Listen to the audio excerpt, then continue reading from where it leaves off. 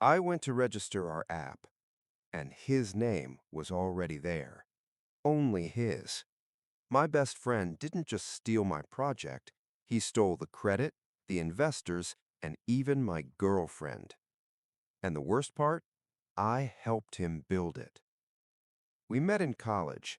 He was the charismatic one, great on stage, great in a room.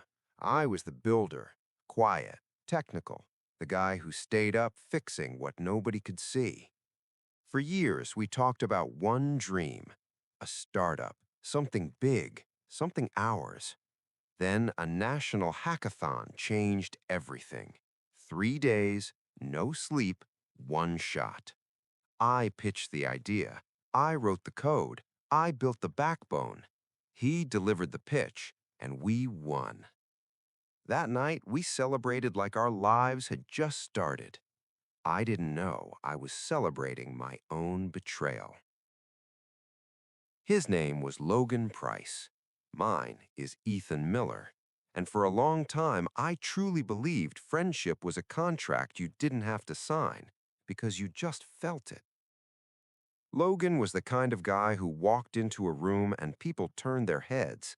He had that future CEO energy, smile, confidence, perfect timing. Me?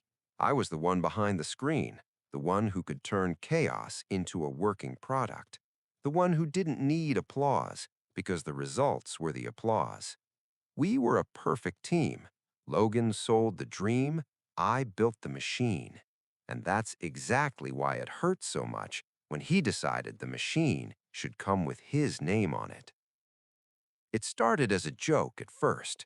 We'd sit in cheap campus cafes, drinking terrible coffee, planning our future like we were already famous. "We're going to build the next Facebook," Logan would say. I'd laugh, roll my eyes, and answer, "Let's start by building something that actually works." And we did. Small projects, class assignments, side gigs. Every time, it was the same pattern. He'd talk, I'd code, people would clap for him. And I didn't mind because I thought we were building something together. Looking back, the mistake wasn't trusting his talent. The mistake was trusting his character. Then came the hackathon. And that's when everything stopped being college fun and turned into something real. It was a national competition. Big sponsors, big judges, real investors watching, not just students in pizza boxes. 3 days inside a convention center that smelled like energy drinks and desperation. Logan looked at me the first night and said, "Ethan, this is it. This is our moment." And I believed him. I came in with an idea, an app for small businesses, inventory, sales, customers, simple, clean, all in one place. Nothing flashy, just something that solved a real problem. Logan got excited immediately. "That's a winner," he said. "That's money." So we went all in.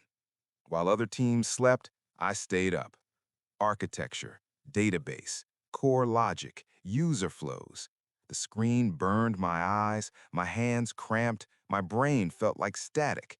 But I kept going because I believed we were building our future. Logan? He practiced his pitch. He worked the room. He made friends with mentors and judges. He made everyone feel like they already knew him. And when the final day came, we won. First place. Crowd cheering, cameras flashing, people handing us business cards like we were already a company. That night, we went out, ate overpriced food, and talked about how we were going to change the world. Logan raised his glass and said, "To us, to the beginning." I raised mine too, and I had no idea that in his mind, us already meant him. A few weeks later, reality hit. We were still riding the high. Emails coming in, a couple investors asking for follow-ups. So I did what any responsible co-founder would do. I started handling the boring grown-up stuff. Company name, brand, and yes, getting the paperwork in order. I went online to file the name and start the registration process. And when I typed in our project name, my stomach dropped because it was already taken. Not similar, not close, our exact name. So I dug deeper, and there it was. Same name, same description, same product summary. So close it felt like someone copied and pasted my brain. Owner? Logan Price. Alone. No co-founder. No partner. Just him. I stared at the screen like it was glitching, like the internet was wrong. Then it hit me. The internet wasn't wrong. My best friend was. I walked outside, hands shaking, and called him immediately. He answered like nothing was wrong. Hey, bro, what's up? My voice was calm, but inside I was burning. Logan, why is the app registered under your name? There was a pause. Then he laughed. Ethan, relax. I just moved fast. Moved fast? Yeah, I handled it. We're a team. It doesn't matter whose name it's under. It doesn't matter. That's what he said. Like my ownership was optional.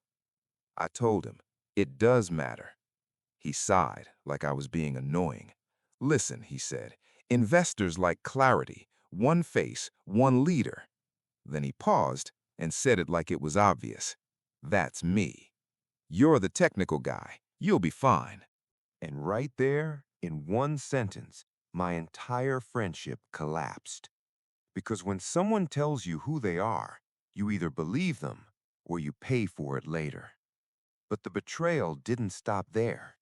2 weeks after that call, I'm sitting at home scrolling, and I see him on a local business segment.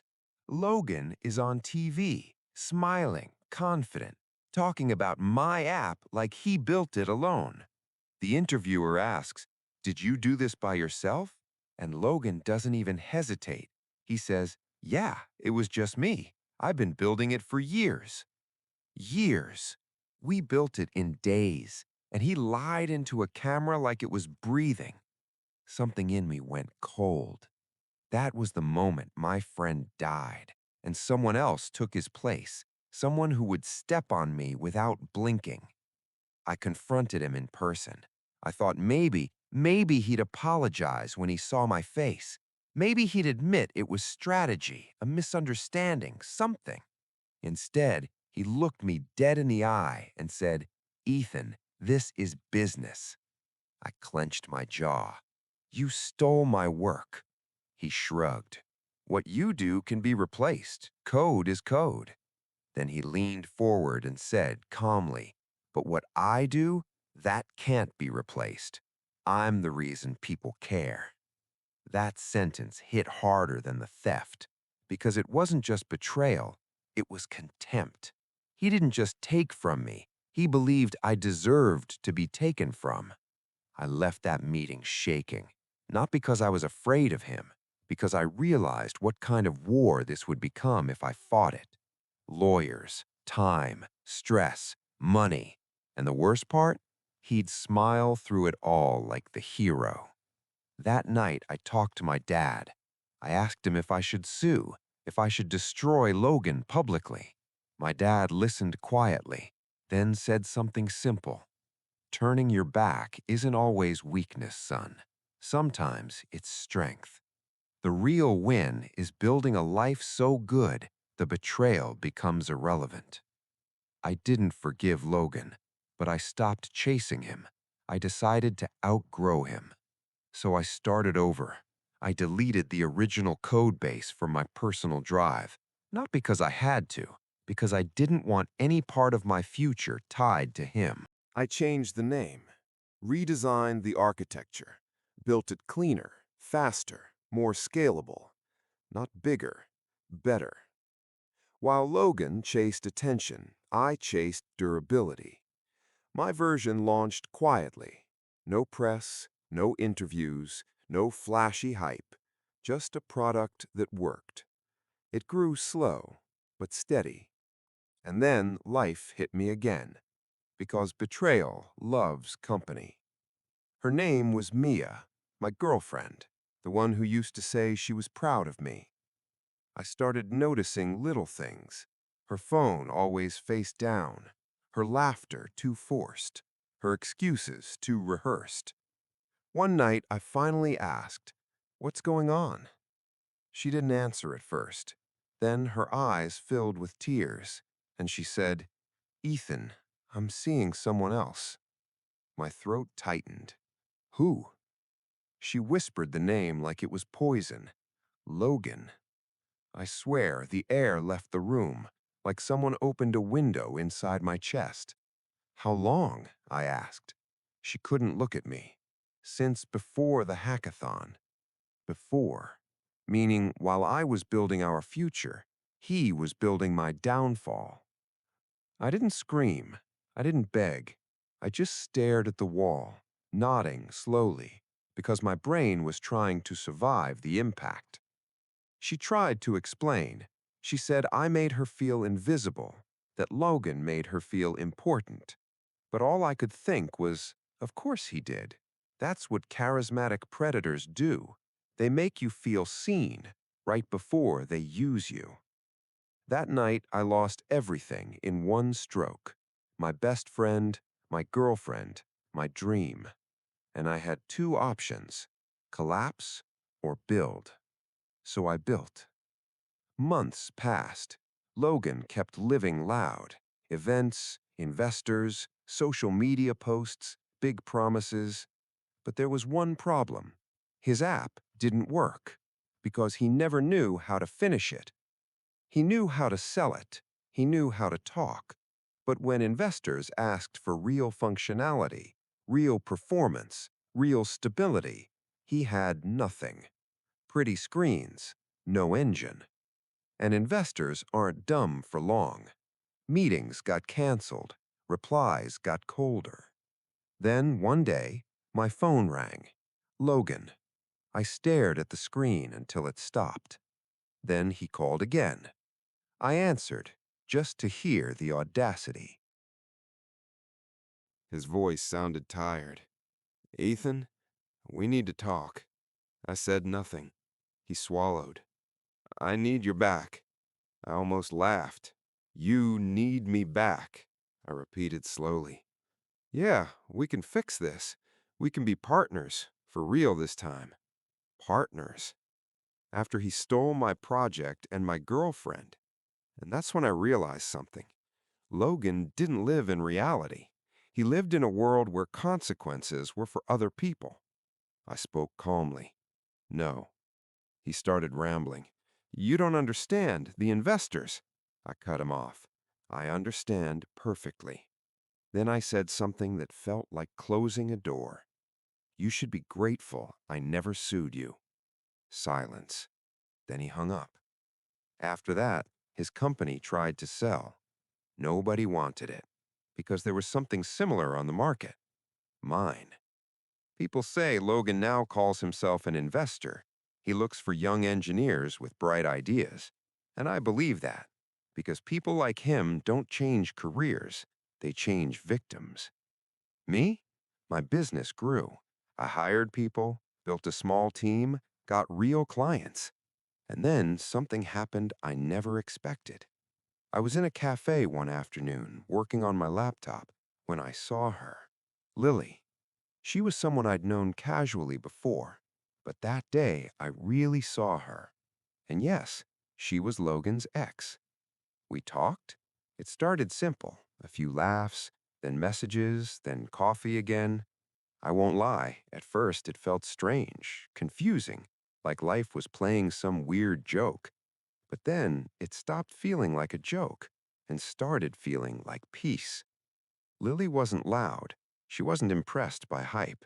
She cared about consistency, about honesty, about real effort. And for the first time in a long time, I felt respected. People ask me if I hate Logan. I don't. Hate is still attachment, and I'm not attached anymore. I'm free. My best friend stole my idea. My girlfriend betrayed me with him, and somehow life still smiled at me. Because some betrayals destroy you, and some betrayals wake you up. This one did both. So let me ask you, if your best friend stole your dream and then came back begging you to save him, what would you do? Drop your verdict in the comments. Like, subscribe, and share, because here, one story always leads to another.